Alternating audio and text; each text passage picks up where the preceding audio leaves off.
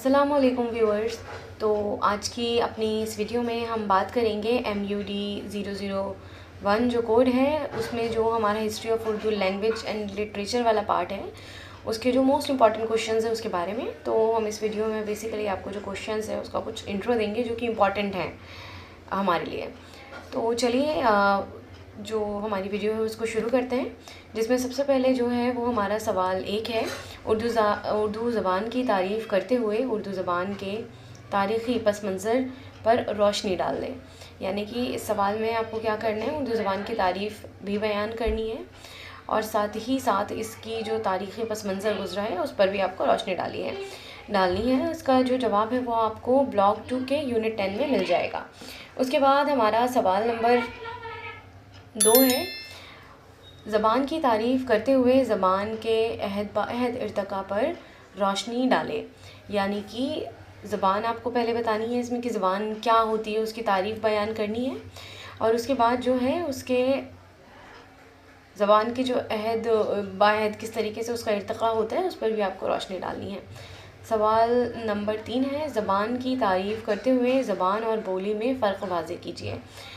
इसकी जो वीडियो है ऑलरेडी हमने अपने चैनल पर अपलोड की हुई है, ज़बान और बोली में फ़र्क की, तो आप चाहें तो उससे भी इस सवाल के जवाब के लिए हेल्प ले सकते हैं। वैसे आपको जो इसका आंसर है वो ब्लॉक 1 के यूनिट 2 में आराम से मिल जाएगा। उसके बाद हमारा सवाल नंबर 4 है, ज़बान और बोली के फ़र्क को वाज़े करते हुए ज़बान के इर्तिका पर रोशनी डालें। सवाल नंबर 5 है, लिसानियात की तारीफ़ करते हुए उसकी मुख्तलिफ़ अक़साम को मुफस्सल बयान कीजिए। मुफस्सल क्या होता है? तफ़सील के साथ, यानी कि डिटेल में आपको उसको बयान करना है। इसका जो जवाब है वो आपको ब्लॉक 1 के यूनिट 1 में मिल जाएगा। उसके बाद हमारा सवाल 6 है, लिसानियात की तारीफ़ करते हुए उसके मुफस्सल शक्लों पर मज़मून लिखें। इसको भी आपको तफसील से एक पूरा मज़मून आपको इस पर तहरीर करना है। सवाल 7 है, उर्दू ज़बान के आगाज़ और इर्तिका पर एक जामे नोट लिखें। आपको पूरा इसमें जो आगाज़ और इर्तिका किस तरीके से हुआ वो पूरा नोट आपको इसमें लिखना है। सवाल नंबर 8 है, उर्दू ज़बान की इब्तिदा के मुख्तलिफ़ नज़रियात पर बहस कीजिए। तो इसमें हम देखते हैं कि हमारे सामने जो है काफ़ी सारे मुख्तलिफ़ नज़रियात हैं। उर्दू ज़बान कोई कहता है कि ब्रज भाषा से निकली है, और शिरानी का कॉल है कि उर्दू जो है वो पंजाब से निकली है, तो कोई गुजराती से बताता है इसकी जाए पैदाइश।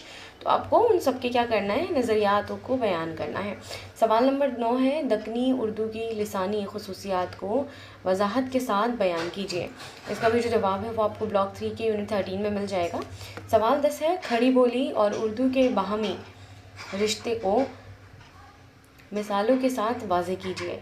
यानी कि जो खड़ी बोली है और उर्दू है उसमें जो है बहुत सी मुमासलत दिखाते हैं, मतलब कि एक यकसा हैं। जैसे कि वाहिद से जब हम जमा बनाते हैं या उर्दू में हम मुज़क्कर या मुअन्निस बोलते हैं, तो खड़ी बोली का भी यही रहता है कि वो आ पर आकर ख़त्म होती है, और ऐसे ही सेम जो पैटर्न है वो उर्दू का भी है। तो उसमें कहीं ना कहीं हमें थोड़ा सा रिश्ता देखने के लिए मिलता है। तो यही जो चीज़ है आपको बिल्कुल क्या करनी है, मिसालों के साथ आपको पूरी बयान करनी है। सवाल नंबर 11 है, दक्कनी उर्दू अदब के अदवार और उनकी खसूसियात पर इज़हार ख़याल कीजिए। यानी कि उसके जो दौर रहे हैं उसको भी आपको बयान करना है। सवाल नंबर 12 है, दक्कन में उर्दू के इब्तदाई नक़ूश की निशानदही करते हुए दक्कन में उर्दू के इर्तिका पर रोशनी डालें। और ये तो हम सभी जानते हैं कि बेशक उर्दू जो है वो शुमाल में पैदा हुई, लेकिन जो उसने फ़रोग़ पाया वो दक्कन में ही कहीं ना कहीं पाया है, और सबसे ज़्यादा काम भी शुरुआत में दक्कन में ही हुआ। तो आपको ये जो सवाल है उस पर जवाब देना है, जो कि आपको ब्लॉक 3 के यूनिट 12 में मिल जाएगा। सवाल नंबर 13 है, तसव्वुफ़ की तारीफ़ करते हुए उर्दू ज़बान के फ़रोग़ में सूफ़िया इकराम की खिदमात पर एक नोट लिखें।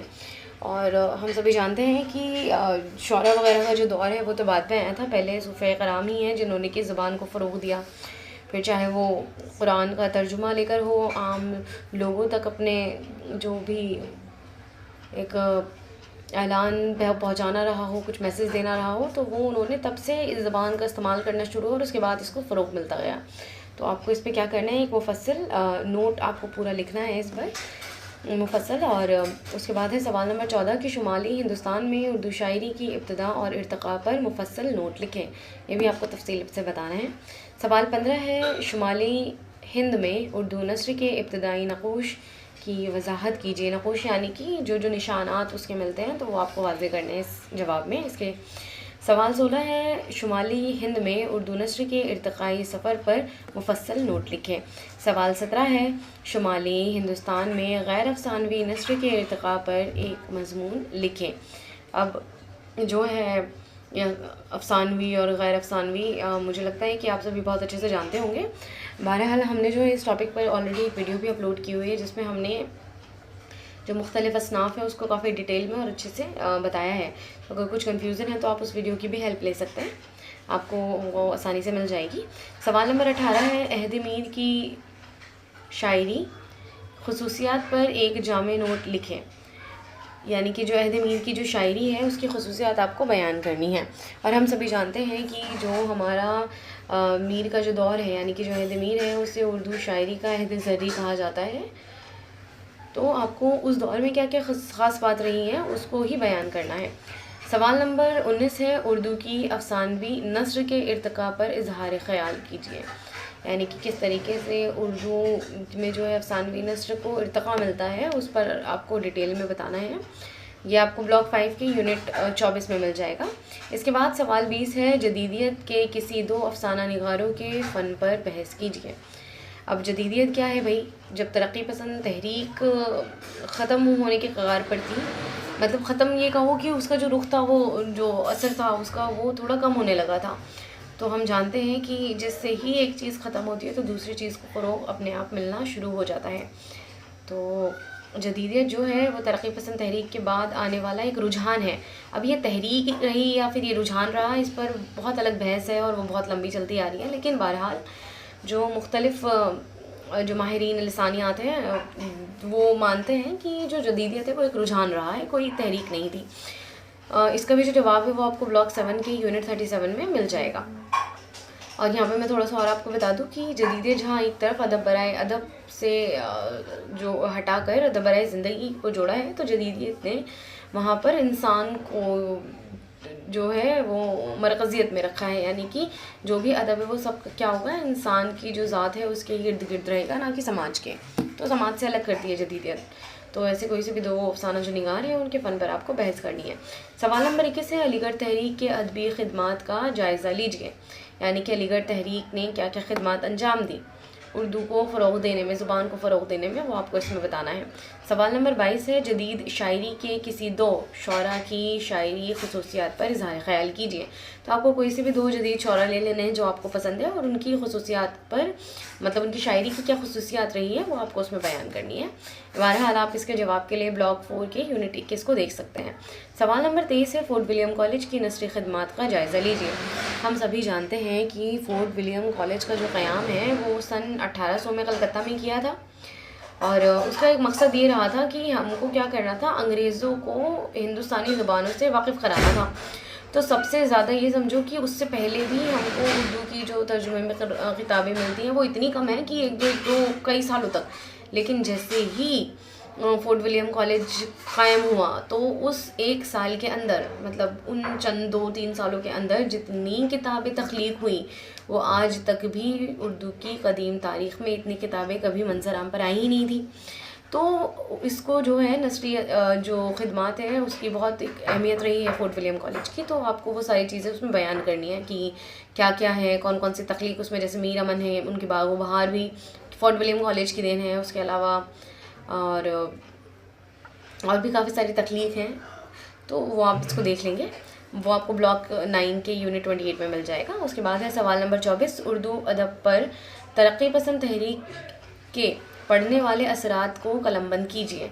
तो भाई तरक्की पसंद तहरीक हम जानते हैं कि उर्दू अदब की एक बहुत अहम तहरीक रही है और उसके क्या असरात पड़े अदब पर। तो भाई एक तो यही हो जाता है इसमें कि जिस तरीके से, मतलब पहले अदब जो है वो सिर्फ क्या करता था, एक मनोरंजन आप बोल सकते हैं, दिल बहलाने का ज़रिया था। तो उन्होंने कहा नहीं, हमें अदब से जो है वो क्या करना है, एक सुधार का जो आला होता है वो इस्तेमाल करना है। अदब को हमें सुधार, मतलब कि जो हमारा मुआशरा है उसको सुधारने के लिए हमें अदब का इस्तेमाल करना है। ये इस्लाही आला है एक हमारे लिए। तो तरक्की पसंद तहरीक जो है वो अदब को इस तरीके से देखते थे, ना कि दिल बहलाने की किसी एक सिन्फ की तरह।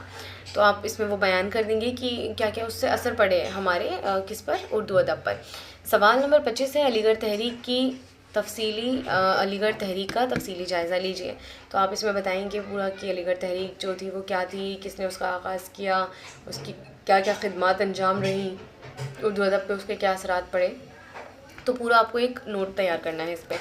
सवाल नंबर 26 है गैर अफसानवी नस्र से क्या मुराद है, वजाहत करते हुए उस पर एक जामे नोट लिखें। यानी कि आपको बताना है कि गैर अफसानवी नस्र क्या होती है और पूरा डिटेल आपको देनी है, उस पर आपको एक नोट लिखना है।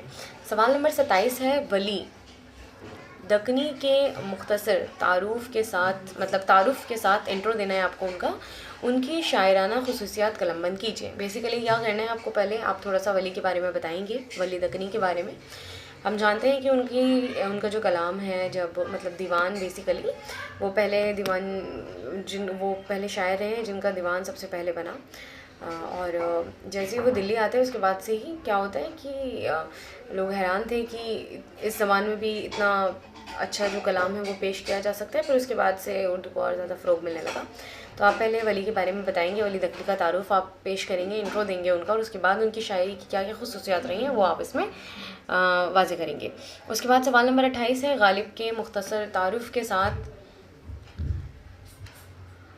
उस की जो है शायराना खसूसियात बयान कीजिए। यहाँ पर थोड़ा सा मिसप्रिंट है, आप थोड़ा देख लीजिएगा। गालिब के मुख्तसर, इसमें भी आपको गालिब का क्या करना है, मुख्तसर तारुफ बयान करना है। वो एक अहम शायर गुजरे हैं हमारे उर्दू अदब के, और उनकी जो शायराना खसूसियात यानी कि उनकी शायरी की क्या क्या खसूसियात गुजरी हैं या रही हैं और हैं अभी भी, तो वो बयान कर देना है आपको। उसके बाद सवाल नंबर 29 है असालेब नस्र से क्या मुराद है और उर्दू नस्र के अहम असालेब की वजाहत कीजिए। इसका जो आंसर है वो आपको ब्लॉक 5 की यूनिट 26 में मिल जाएगा। सवाल नंबर 30 है अहद गालिब की शायरी की खसूसियात पर मुफस्सल नोट लिखें। यानी कि तफसील से आपको बताना है कि जो अहद गालिब रहा है उसकी शायरी किस तरीके से चल रही थी और क्या क्या उसकी खसूसियात थी। सवाल नंबर 31 है उर्दू के अदबी रुझानात की तौज़ीह बयान कीजिए। सवाल 32 है जदीदियत के फ़िक्री व अदबी मंजरनामे को वजाहत के साथ बयान कीजिए। जदीदियत अभी मैं आपको बता चुकी हूँ कि क्या था, एक रुझान रहा है बेसिकली, तो उसकी क्या फ़िक्र थी और उसकी क्या अदबी मंजर था, मंजरनामा क्या था उसका, वो अदब को किस तरीके से सोचते थे, क्या उनके नज़रियात रहे, उसी को आपको बहुत अच्छे से डिटेल में वजाहत के साथ बयान करना है इसके जवाब में। उसके बाद है हमारा सवाल नंबर 32 वली दकनी और सिराज औरंगाबादी की शायराना खसूसियात पर रोशनी डालें। इसमें आपको दोनों ही शायर के बारे में थोड़ा सा बताना है पहले, और उसके बाद उनकी किस तरीके से इन दोनों की शायरी का पैटर्न रहा है, इन्होंने किस तरीके की जो शायरी है वो अंजाम दी है, तो वो आपको इसमें बताना है। इसका भी जो जवाब है वो आपको ब्लॉक 3 के यूनिट 17 में मिल जाएगा। तो उम्मीद करते हैं कि आपको जो ये हमारी वीडियो है वो हेल्पफुल लगी होगी और काफ़ी काम आएगी। तो प्लीज़ वीडियो को लाइक एंड सब्सक्राइब ज़रूर करें। बहुत बहुत शुक्रिया।